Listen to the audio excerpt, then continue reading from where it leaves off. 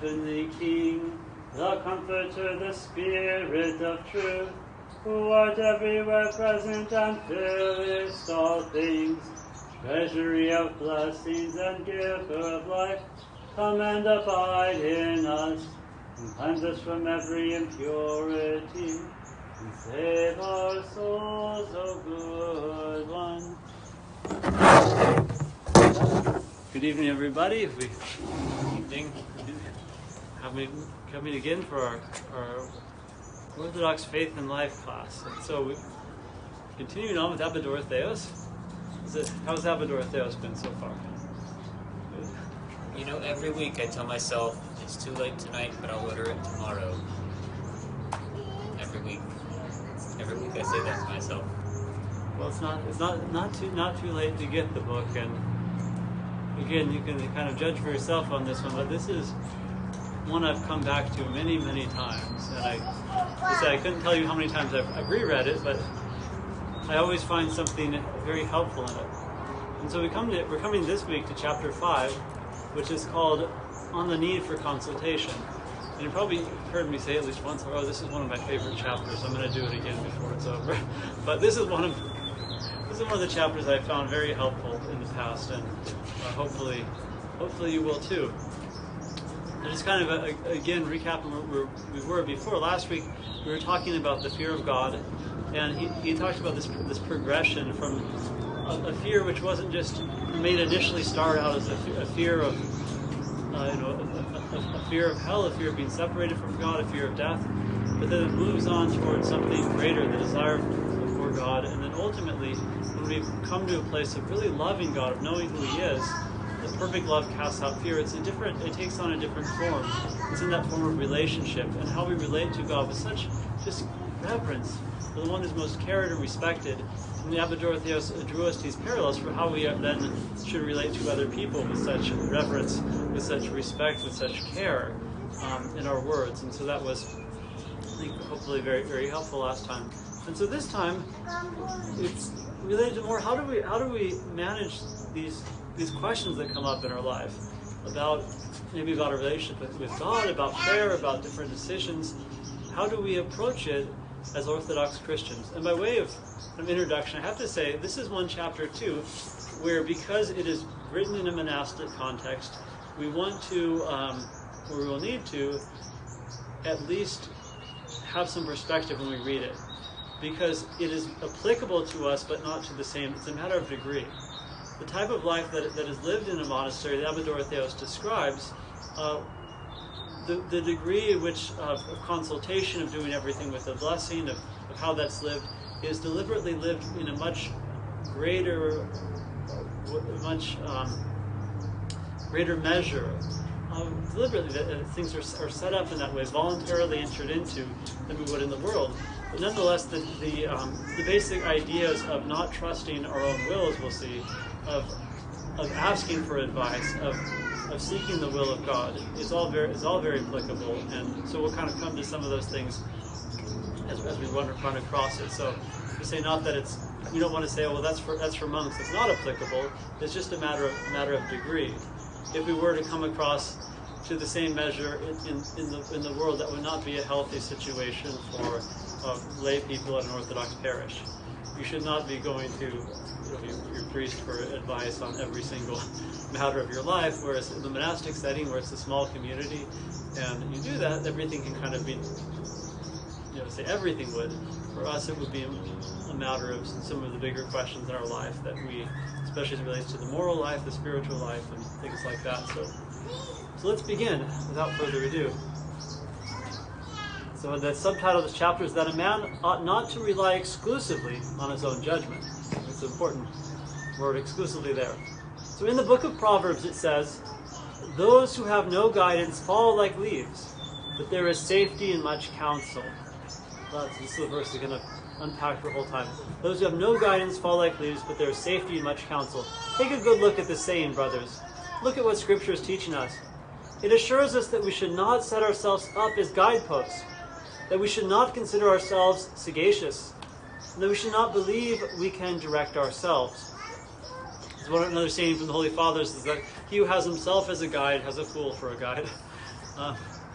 It takes great humility to come to this, because especially if we're coming to the Orthodox Church, we're coming to Jesus Christ, depending on where we are, we've sort of had to be on our own for a long time, and that's a struggle, because we can both recognize the limits of that, but it can be a very vulnerable thing to trust others as well, and so there has to be a period of sort of testing. As I'd say, for catechumens coming into the church, the big question is not to necessarily figure everything out, but ultimately, do we trust that in the church is the Holy Spirit? In the church are the answers. Not that I have to have them all myself, but I certainly would not, advise everyone to too quickly just, kind of give up one's whole reasoning. Nor should we ever, per se. But there is a sense that we should never let my own thoughts become the end-all and be-all of everything. Because if everyone in my life is telling me I have a problem and I don't want to believe it, well, maybe I should listen. So he's really building too on the chapter we read about humility, and that God, as we know, draws near to and helps the humble of heart. So we need assistance, he writes. We need guidance in addition to God's grace. No one is more wretched, no one more easily caught unawares than a man who has no one to guide him along the path to God. It says, those who have no guidance fall like leaves. Leaves are always green in the beginning. They grow vigorously and are pleasing to look at. Then after a short time they dry up and fall off. And in the end they're blown about by the wind and trodden underfoot. Interesting point he makes, that we can kind of at the beginning, God can give us the grace to flower, to have some vitality of the Spirit. But if we don't have kind of a path of direction, there's going to be a lot of temptations and pitfalls along the way. And so we need that assistance. We'll get into some specifics later on. So so is the man who's not guided by someone. At first he has great fervor about fasting, about keeping vigil, keeping silence, and obedience and other good customs. So these are all very specifically monastic things that he's mentioning. And so as we mentioned, for this chapter, we want to take the general principles, but to look at it in our own setting. But it's also true, and where we'd say, when we come in, oftentimes if we come to faith, we have a conversion as an adult, or we come to the Orthodox Church, we have great zeal at first. We want to fast, maybe with mixed success. We want to pray a lot, to do all of these things all at once. It's kind of a good thing. Let us struggle with it. Let us you don't want to completely put out the fire, but that's where advice is so helpful for those who have walked a little farther along the path. Who are able to help give a word so that since we don't have to keep making the same mistakes, we can share in the wisdom of the experience of our fathers and mothers, those who have come before us. Then after a short time, like the fire is extinguished, and not having anyone to guide him and strengthen him and kindle his fire again, he shrivels up, and so, becoming disobedient, he falls and finally becomes a tool in the hand of his enemies. And they do what they like with him. In other words, we can kind of when we get caught up in our own thoughts and our reasonings, then, in a sense, we can be led astray off the true path. Concerning those who make a report about what concerns their interior life and do everything with counsel, it says, there is safety in much counsel. When it says much counsel, and this is a very important point he's going to make, when it says much counsel, it doesn't mean taking counsel from all and sundry. That means from anybody and everybody, but clearly from someone in whom he has full confidence. He's going to mention a little bit more, but to say that when he says the salvation's in getting a lot of advice, in say modern terms, he warns us it doesn't mean going around and asking advice from everyone we know, from every single priest we know, because what do we end up doing then? We're not actually open to a word. More often we're looking for someone to confirm what I already think. It's like, if I don't like what I hear from the first priest, then I'll get a second opinion and a third and a fourth until I find somebody who's going to agree with what I think they should have told me. But he says first, you don't have to kind of just pick the first random person to get advice from, but to seek the Lord's discernment. And then once you have a relationship of trust, of someone that you trust for their advice, then go to them. And this we could talk about different ways in our life, or persons in our life, in which we do want to take counsel from.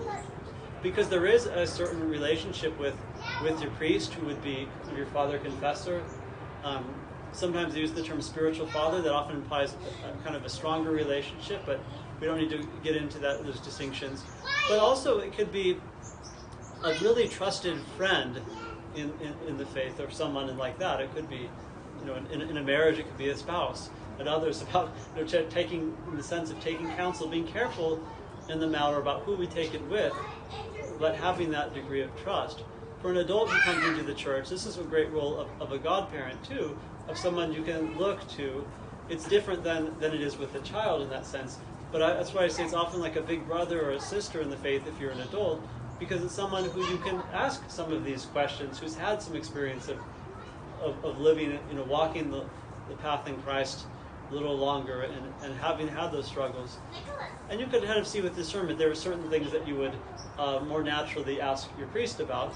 There are other things where you might ask somebody else who's important in your life. And so Abba Dorotheos' point here is that we want to be deliberate, we want to be selective, but we do want to get advice, and not just not only trust whatever thoughts are in my head all the time. And Father, I think too, I think it's also not just getting it, like obviously in Abba Dorotheos' time, it's different people, but even now for us, it's the internet, where we can get advice from the internet, where it's like, oh, I have a question about this issue or that issue, and you find somebody on the internet that's writing about that, and it's kind of, it seems to be that kind of irregardless of whether like the point is quote unquote correct or not, you're diverging the conversation from the person. And so instead of getting advice from someone you have a personal relationship with, who knows your context, who knows where you're coming from, who knows where your weaknesses and your strengths are, you're just getting something off the internet that may or may not actually be helpful for you. And I think that's something to consider. That's an important point of the relational aspect in this. We say internet now. I mean, before we would say books. People don't read books as much, or the podcast or whatever it may be. And oftentimes there is much great material there if you can find it. There's a lot of not so great stuff too, but that's where it's always the living connection that helps to really process it and to see, and to someone who kind of knows your context, that you can have a relationship with, and understand too where it's coming from. A lot of times when we talk about reading different books on the faith and why it's helpful to talk to your priest, it's because you can kind of see the context. Where's this writer? Is it a monastic writer? Is it a bishop? Is it somebody who's writing to what time period? What was the concerns, to help know, like, in what way does this? Oftentimes there are universal truths. When you get more practical, there are very different situations in which things can be expressed.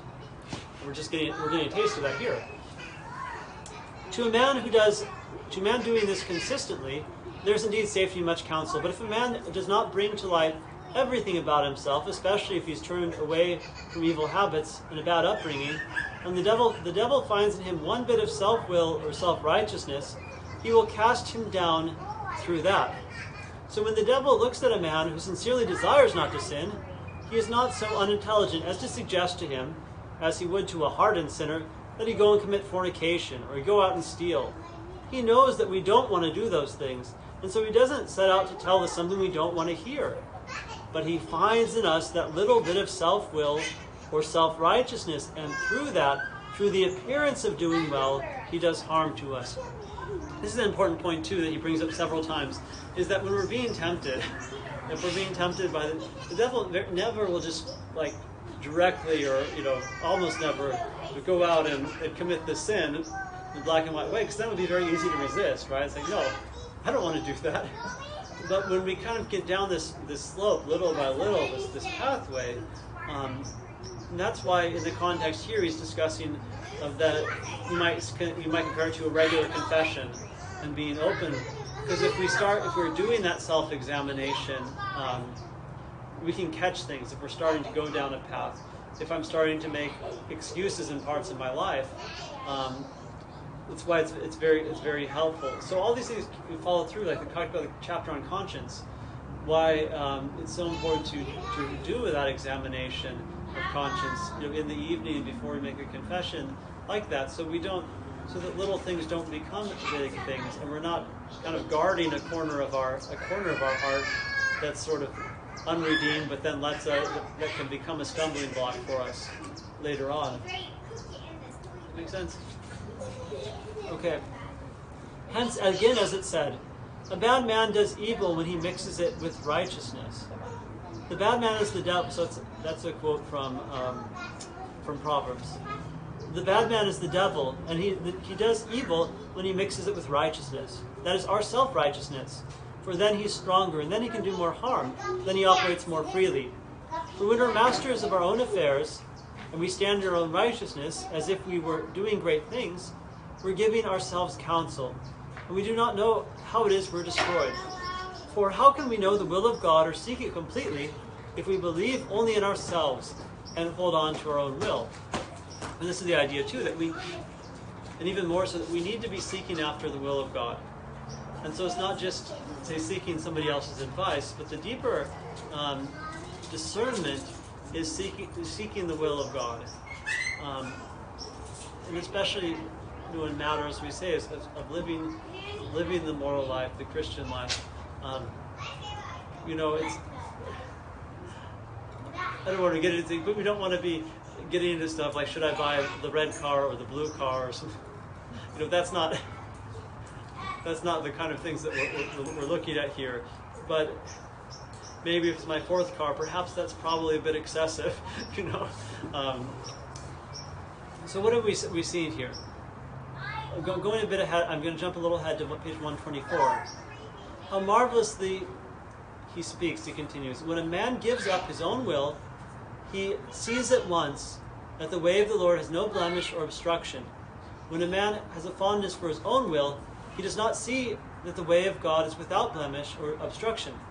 And if he happens to be cautioned about his condition, he's angry and contemptuous, and he turns away and rejects it. That's a sign of, you could say, a sign of self-will or self-righteousness. If we are kind of given a word or a piece of advice, then we get really angry about it. On a different note, I always say to be cautious about unsolicited advice, usually, because there are a lot of people who would like to tell us what to do all the time, and that's why he talks about being careful about who you ask. We don't want to be rude about it. We don't want to be disrespectful, but you don't, just because if somebody comes up to you and tells you should do this, that, or the other thing in your life, the converse is we shouldn't be doing that to other people either. There's a great degree, if it's done properly, of relationship, of trust and respect, right? So I should be very careful to ever give my opinion to someone unless they ask me, and unless they're serious about actually hearing it, if they're going to take it seriously. That's something that I strive for as a priest, but even if I wasn't, even in another state of life, I think it's also important that we, respecting the freedom of other people, to be willing to offer a word if we have that relationship and they want to know it, but also to resist that pride of telling other people what we think they should be doing all the time too. Does that make sense? Okay, so for how can a man experience this or be persuaded by the counsel of anyone if he's mastered by self-will? Then the elder says about self-righteousness. If self-righteousness combines with self-will, a man will turn in the wrong direction. My God, how terrible are the sequences suggested by the elder's words. So, in any case, so self-righteousness, so feeling, you could say that excessive pride, then turns into self-will. And we remember that story on humility a while back, and then soon we're not listening to anybody, right? We become the end unto ourselves. And death is properly the judgment to be expected after self-will, since it's a pathway that leads to destruction. This is a great danger, greatly to be feared. Who can persuade such a man that another man can see better than himself what's fitting for him? And then he should give up entirely following his own will and his own way of thinking. Ever had the experience where it's like somebody's in a maybe the dating is a good example because you've probably seen this. Somebody's in a bad relationship, and everyone can see it, but they can't see it, right? Or at least not yet. But we can also be in that same place. Very often, we are blind to certain things in our life, which somebody else who has that outside perspective, who can take a step back and see it from another angle, can help us and see a lot better. And if we have the humility to be able to trust somebody who we can, honestly, that we respect their opinion, be open to what they're saying, and as well to seek God's guidance through this, it can save us from a lot of troubles. He's saying it can save us from a lot of harm. But the enemy gets his way; he makes him a corpse. Wherefore it says, "The evil one does evil when he mixes it with justice. He hates a whisper of caution." It is said that because the evil one hates caution, not only can he not hear the sound of it, he hates even the very echo of it, that is, the mere mention of caution. For example, if a man proposes to do something, and he inquires whether it's profitable before he forms an opinion on whether or not it's from the enemy who suggested it, on whether he keeps to it, or he hears it, or whether he hears it or not, he asks someone else and listens to what those who have to share his life have to say about it. So in other words, we get this crazy idea in our heads, right? I want to go off and move to Arizona and take a new job there. Maybe I'll take a new parish. I'm gonna go and try to this just seems like a great idea. They really Arizona needs me. Here desert, it's got cactuses. Really nice ones. There's the Grand Canyon. Maybe not as much water. I don't know. But in any case, and then I go, and so before I start putting the house on the market and all that, I say, well, Joni dear, don't you think this would be a great idea to just, up and move to Arizona? Yeah, she's shaking her head down. And then I could say, well, maybe I should think about this a little bit more. Maybe I should stop and take a step back. Perhaps that wasn't really the wisest thing. And then, so, kind of getting a silly example here, but there's so many things like that. We can just get something in our head, and before we start running, because remember, we know that the enemy often can mix things that aren't good for us with things that sound good. That's where he says so much benefit comes from asking advice before, I say especially for these big matters in our lives. And he says someone who you share your life with. Remember, he's in a monastery, so he's talking about, so ask somebody else in your community, especially your spiritual father or the abbot or someone, even maybe one of the brothers who you live with in that context. That's why I mentioned in the context of a family, your wife or husband, or if you're not, not in that circumstance of life, then somebody close to you, perhaps a close friend, and it can be very, very beneficial. The very sound, the mere echo of such discourse, the devil hates and flees away from. And why do I say this? Because the devil knows that his malice is brought to light through this inquiry. It's like shining a light in a dark room if we ask for advice. And there is nothing he hates or fears so much as to be known, because then he finds himself unable to lay the snares as he wishes. If a man would safeguard his soul, he will do so by laying bare all his secret thoughts and hearing from an experienced spiritual director. Do this. Avoid that. This is right, the other is not. This is virtue, that is self-will. Or he hears again, it is not the right time for this. So it's not a bad thing, but it's not the right time. Or another time he might hear this, no, now is the time to do this. And that way the devil finds no opportunity to do him harm or strike him down, since in everything he is controlled, and he takes precautions about everything is made secure. So to that degree is where I would say that fits the monastery, where you're really trying to avoid any kind of self-will. As a lay person, an Orthodox Christian, we have a lot more responsibility, rightly so, for most decisions we're doing most of the time. But in matters, I'd say especially when it comes to making a clear and good confession about the struggles that we're dealing with, that's important to be very honest before God, and that's where that kind of that word of advice from a regular confessor can be very helpful. To not to try to conceal the struggle, but the word can be very helpful. Or in a case where I'd say it's more bigger questions about how to arrange your spiritual life, about if you're having lack of clarity and something's morally right or wrong, you're running into these kind of difficult gray areas. In that place, it can be very important to get advice and talk about it. I'd say even big life decisions, which ultimately we have the responsibility for. It's good to still get advice from somewhere else, and say that may not necessarily be your priest, depending on the type of decision it is. If you have a good relationship with them, you probably want to talk about a big life decision. But this is where Abba Dorotheos is making it very clear that we're safe, or we receive God's blessing when we do it. When we do these things with much counsel, with advice. He says the devil doesn't want this; he hates it, and he wants us to do what's evil and rejoices, moreover, those who do not accept direction, because he says they fall like leaves. So yes. I think too, he talks about the whole thing of like, there's a time that's right for something, and then there's a time that's not right for something. Again, it comes down to that personal relationship, because it's like, again, a piece of advice that you might get, or an idea that you might have, might be like good in and of itself, but it may not be good for you at that time.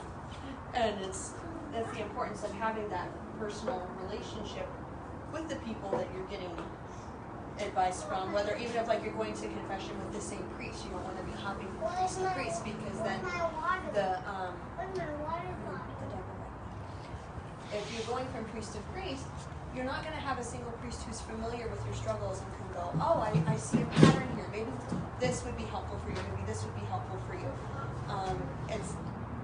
You may or may not get the feedback that you actually need that would be helpful.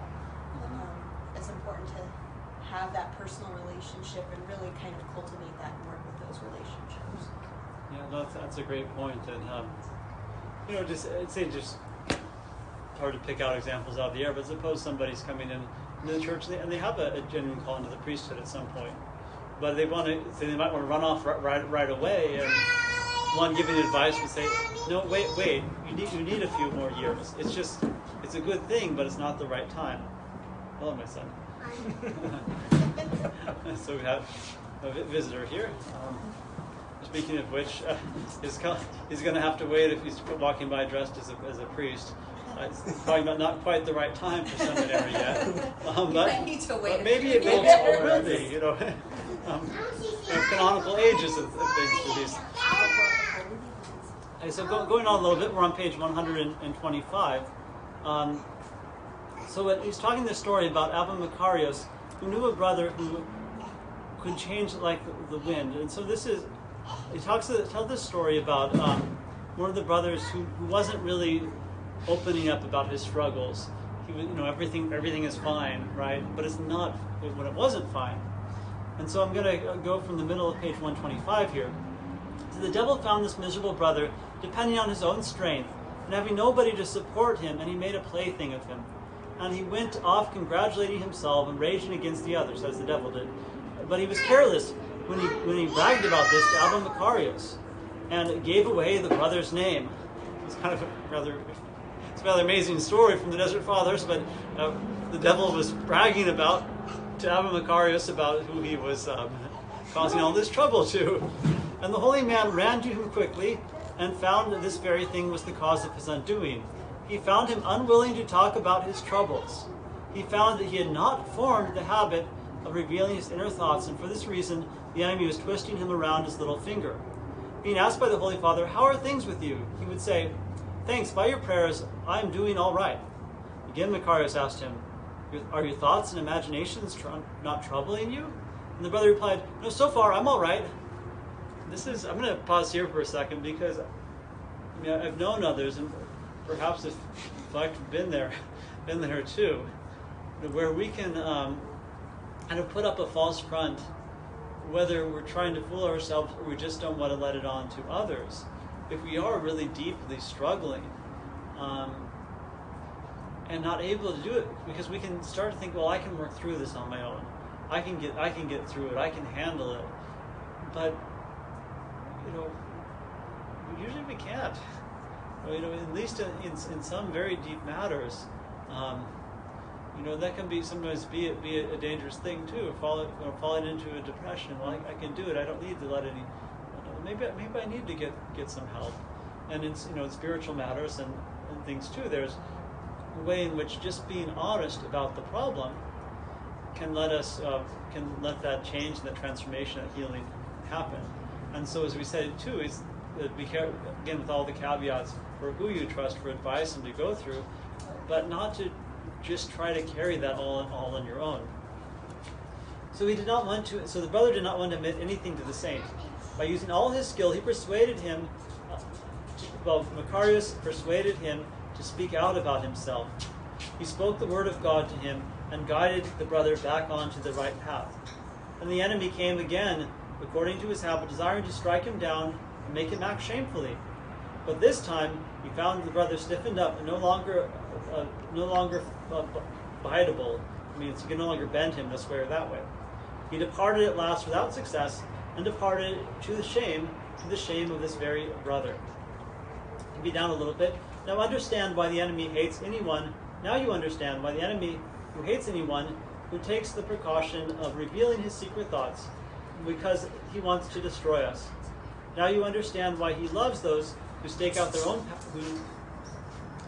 own paths, because they work together with the devil. They themselves lay snares for themselves.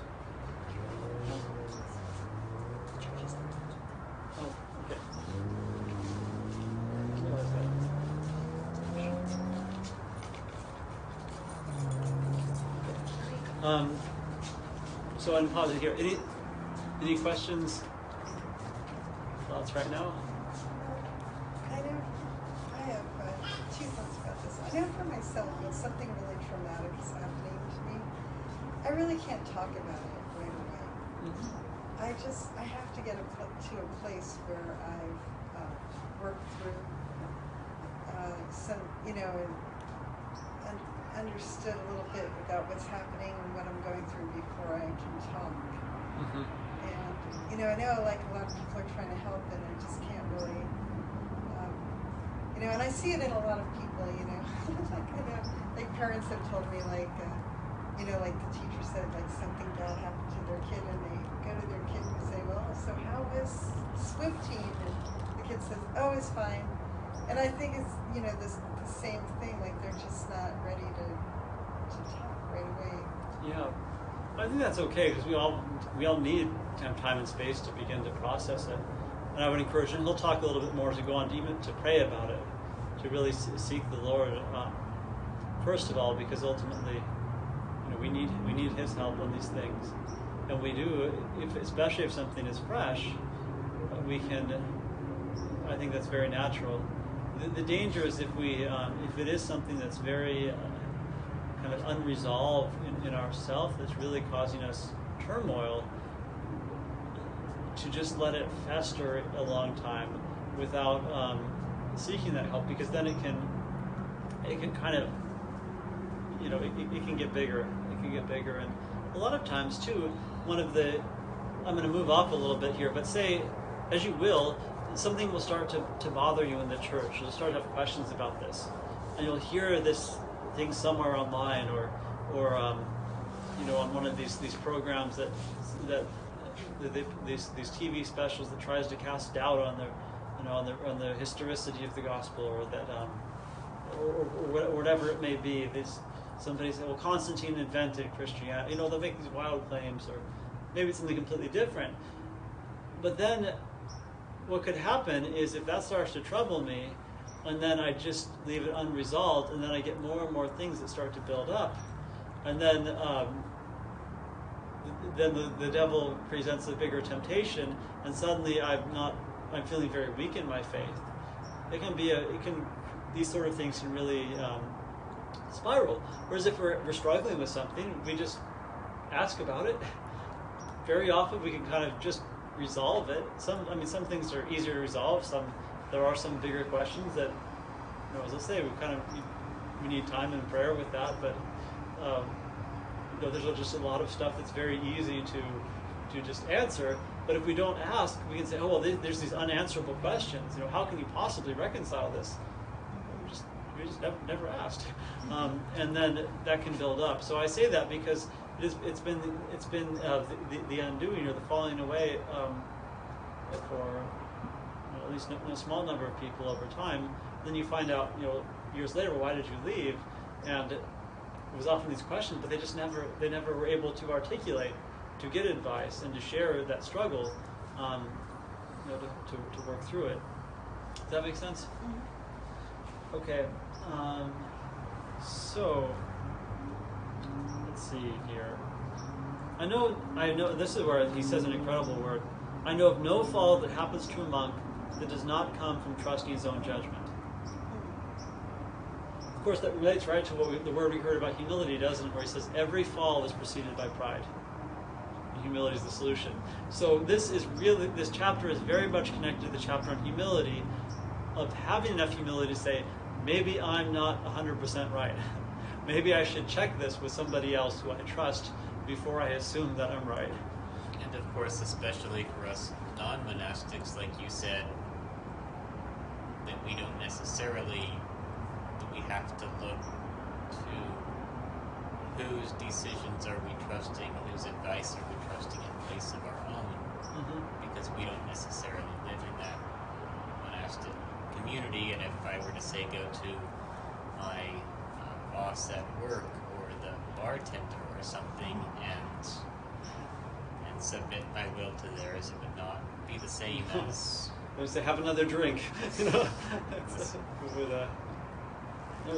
absolutely right. And again, it is the caveat of a healthy spirituality that you should not have someone micromanaging your life. That's not the way we do things in the Orthodox Church. It's not the way that there is always the respect for one's freedom. It's not about control. If you ever have the opportunity to meet a holy elder, sometimes there's false ideas that you go to the holy elder, they give you a word or a command, and that's it. Really, what it's more like is a very gentle suggestion, which is almost just kind of floated. You could take it or leave it. But if one's heart is open, and if we have time, I'm going to share a word from St. Silouan on this, of really how to open one's heart to, because that's much more of the spirit of it. God doesn't want to force us to, he can't force us into heaven, right? Because we wouldn't really be in communion with him. Our hearts would not be able to commune with the God of love in love if he forced us there. It just doesn't work that way. So everything has to be done in a spirit of relationship, of love, of trust. And so, say that's where usually you may hear about these things of spiritual abuse or kind of cult-like behavior or what have you. When it becomes a distortion is that there becomes this really kind of micromanaging your life sort of thing. When you're going to get a black and white word, let's say if it's in confession or something, if something's very clearly sinful, there's not going to be a gray area about that. But for a lot of things, we're sort of may give advice if called upon, but it's it's sort of you to take it or leave it, or to hear that. Does that make sense? Okay. So, do you know someone who's fallen? Be sure that he directed himself. Nothing is more grievous than to be one's own director. Nothing more pernicious. God has protected me from this, and I'm always afraid of this danger. When I was in the Cenobium, I used to reveal everything to Abba John, for I never set out to do anything contrary to his judgment. And there were times when my thought said to me, will you not say the same thing I'm telling you? Won't he just tell you the same thing I'm telling you? Why do you want to disturb him?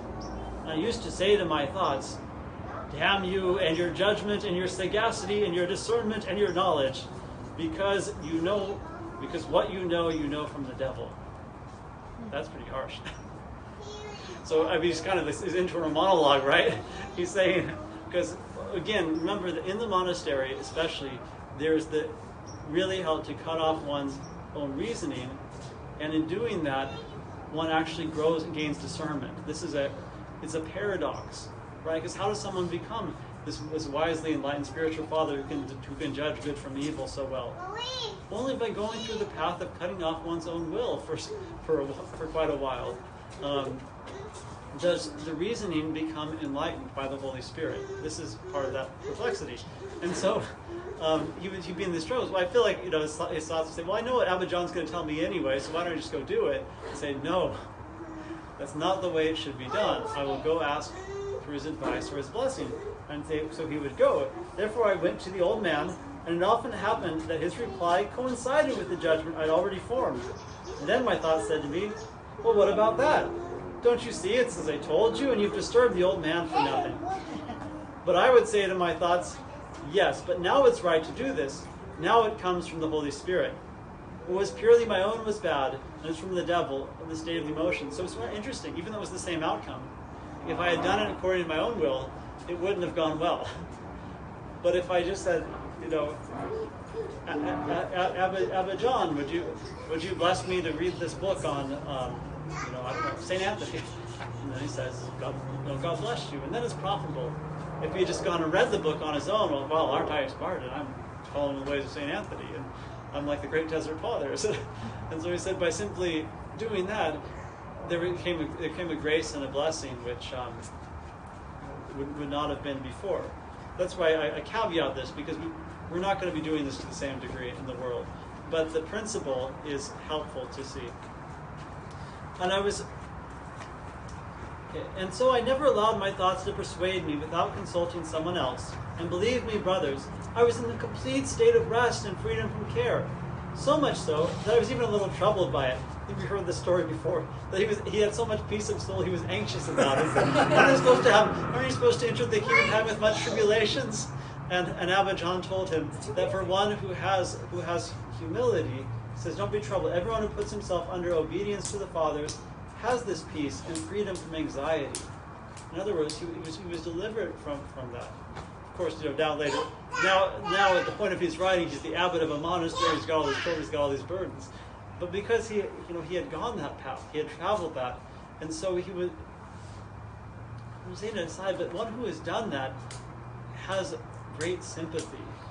It was once said before by someone very wise to me in the spiritual life, to never be very weary and try to avoid a spiritual father who's never gone the path of obedience themselves, because it is very difficult.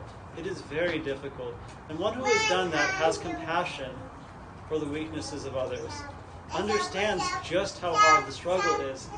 Otherwise, you can be easy, you're like the military general. Like, I'm just going to tell everyone what to do, and why don't they just do it?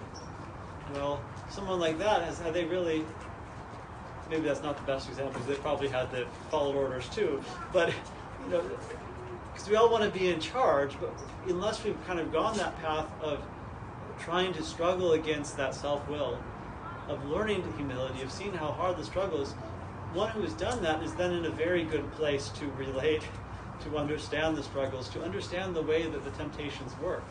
And so that's why you could say this way of living is so why it works. Okay. So be careful, he says, to make inquiries, brothers. Do not set yourselves up as your own judges, but learn by experience how much freedom from anxiety, how much joy, how much peace this brings. Before I conclude this, I'm going to take an aside. I wanted to share, if you have, are you still, let's see where we are. Are you still hanging with me for a little longer? Okay. So this is from St. Silouan the Athonite. Remember, we have at least one person here reading St. Silouan, maybe two. And it comes up to about the approach with which we ask for advice in the context of the church. And this is really the context of seeking God's will. And and I think it relates especially to confession here. We could also say if we're at a point of a really difficult question in our life. The principle of really praying to God, of seeking Him, and then coming with faith, not just seeing that relationship in the regards to the sacramental life of just on the human level, but allowing the grace of the Holy Spirit to work. So I'm going to read 2 pages here, and let's let this sink in a little bit too. So this is Elder Sifroni writing. He says, man is created in God's image and likeness, and is called to a fullness of direct communion with God. All men, therefore, without exception, should be treading this way, but in fact, experience shows by no means that we do this, and that everyone follows this. He's saying that if we were living like perfect saints, we could all just be directed by God. But no one is like this. Therefore, we need advice. This is because most people neither hear nor understand God speaking in their hearts.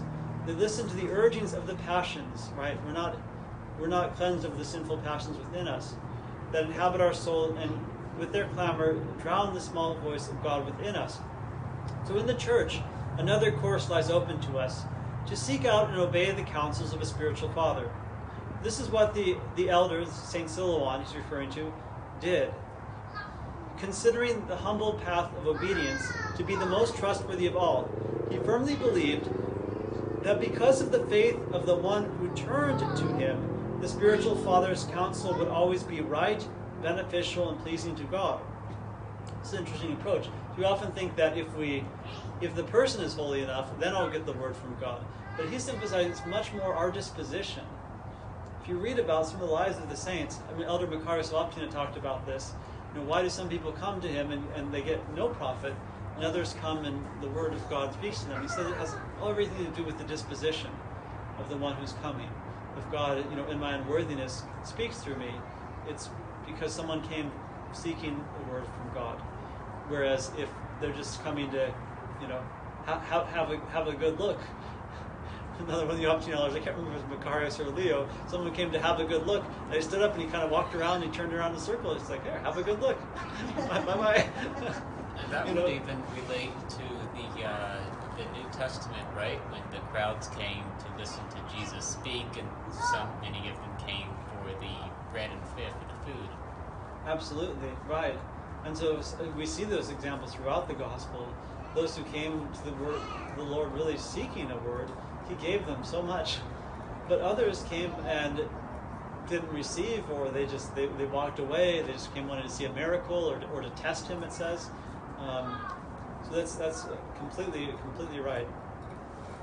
And so here we continuing on. He has confidence in the efficacy of the sacraments of the church, and the grace of the priesthood were more confirmed later when one Lent in the old Rusicon during Vespers, he saw the spiritual father, Starets Abraham, transfigured in the image of Christ, ineffably radiant. So it mentions elsewhere. He had a vision of one of the priest monks during confessions, just transfigured in the likeness of Christ. Filled with this blessed faith, he lived the mysteries of the church in reality. But remember, he thought that on the psychological plane too, it was not difficult to see the advantage of obedience to a spiritual father. He used to say that when a father confessor answers the question in the performance of his ministry, he's at that moment untouched by the passion influencing his inquirer, and so he can see more clearly and more easily accessible to the action of God's grace. So this is where we talked about just on that level of that person having a step away, the perspective from afar. But it said so even on that psychological level, it can be helpful. But even more so, he says, this is where he's getting to the spiritual level. A spiritual confessor's reply will always bear the imprint of imperfection, but this is not because of the lack of grace of knowledge, but because perfection is beyond the strength and grasp of the one inquiring of him. Notwithstanding its inadequacy, the spiritual instruction, if accepted with faith and effectively heeded, will always lead to an increase of good. So in other words, if we come seeking a word and we receive it openly, then it can be good and effective. In confession, for example, it's very common after one's confessed one's sins to receive a word, usually of encouragement, perhaps of advice, whatever it may be. And in this, there's no formula. This is sort of where the kind of let the sacrament of grace work. As a confessor, I strive as much as possible to remove myself from that, so that the word that comes can be given to the person according to that. And this is where he talks about the openness to really trust in God, to be able to receive the word that's given. The process, he says, is often subverted because the inquirer, seeing before him an ordinary man, in quotes, hesitates, loses his faith a little, and so does not accept the first word of his spiritual father, raises objections, putting forward his own opinions and doubts. So it's like when we get into negotiating, when we start kind of doing this back and forth, then the action of grace is departed. It says then we've moved back to the human level. We're on the psychological plane. But it's that first word which comes from the Spirit. So continuing, he writes, Elder Silouan discussed this important matter with the abbot, Archimandrite Misael, a spiritual man favored and manifestly blessed by God. So Father Silouan asked the abbot, how can a monk find out the will of God? And he answered, he must accept my first word as the will of God. The abbot replied, divine grace rests on him who does so, but if he resists me, then I as a mere man will back down. So in other words, if someone starts to say to the abbot, well, what about this and this and this, and that, we'll say, fine, that's fine. Do what you think is best. And I know, I don't remember if it was in here, elsewhere else says there's no more fearful word than if they say, reply, okay, thy will be done. Your will be done. And because that's the spirit of the church. I mean, the abbot's not going to force him and try to convince him, well, no, this is what you need to do and this is why.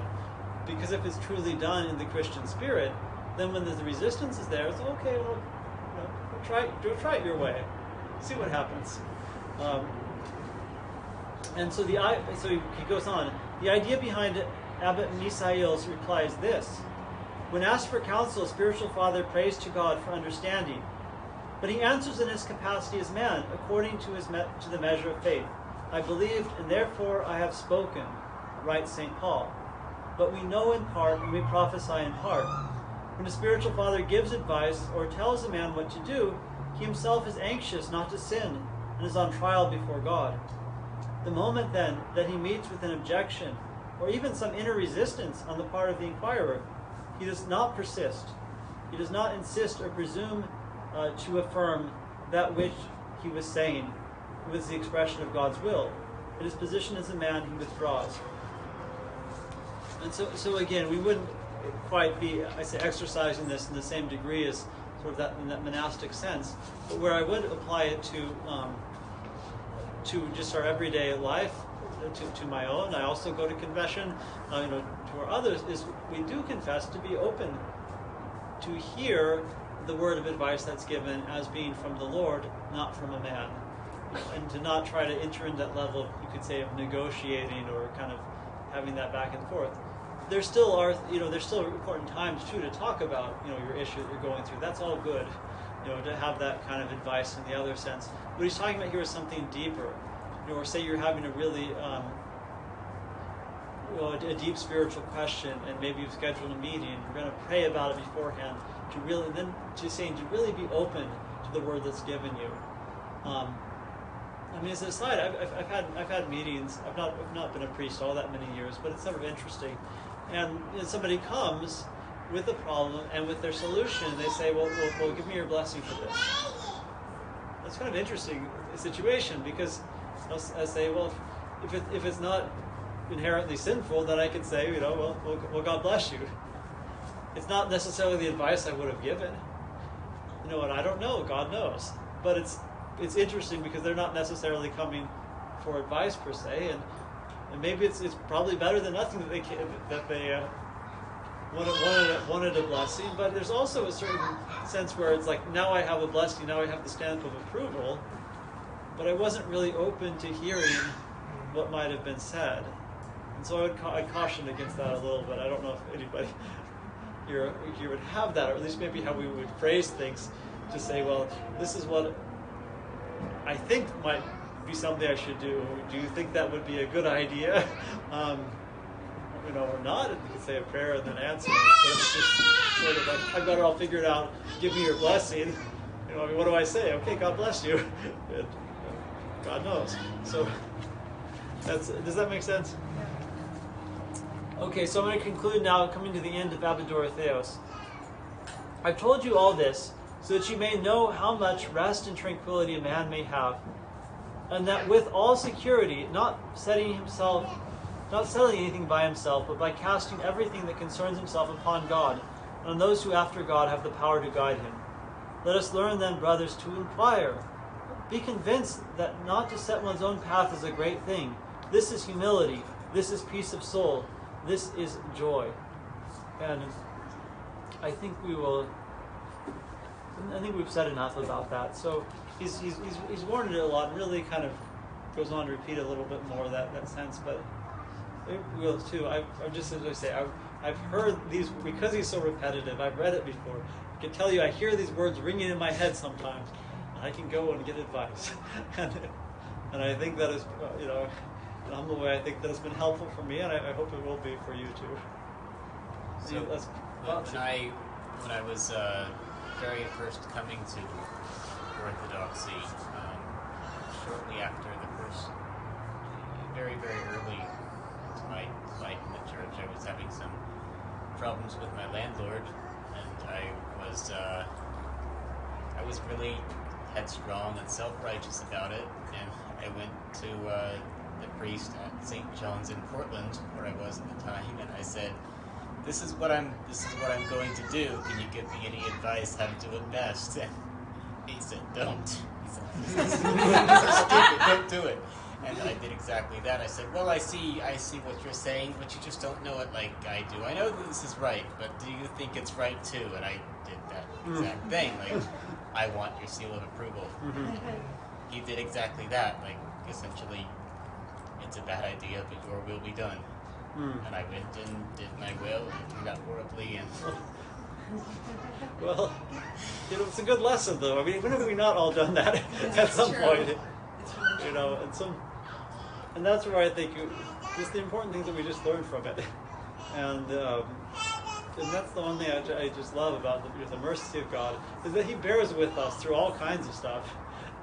Waiting for us gently as we make mistakes. He calls back, but that's a telling example. I reflected, I could probably give you quite a few of my own too.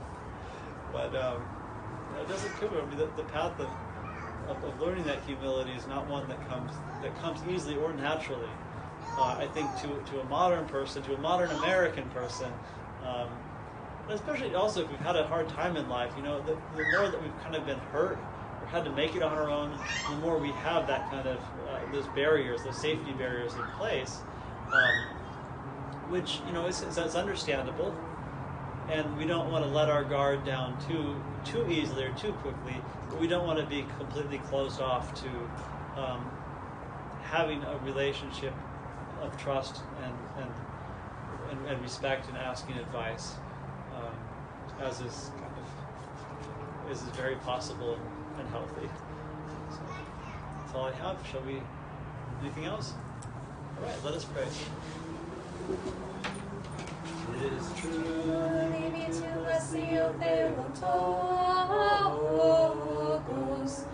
Ever blessed and most pure and the Mother of our God, more honorable than the cherubim, and more glorious beyond compare than the seraphim. Without corruption, thou gavest birth to God the Word. Through their Logos we magnify thee. Thank you, Father. Welcome.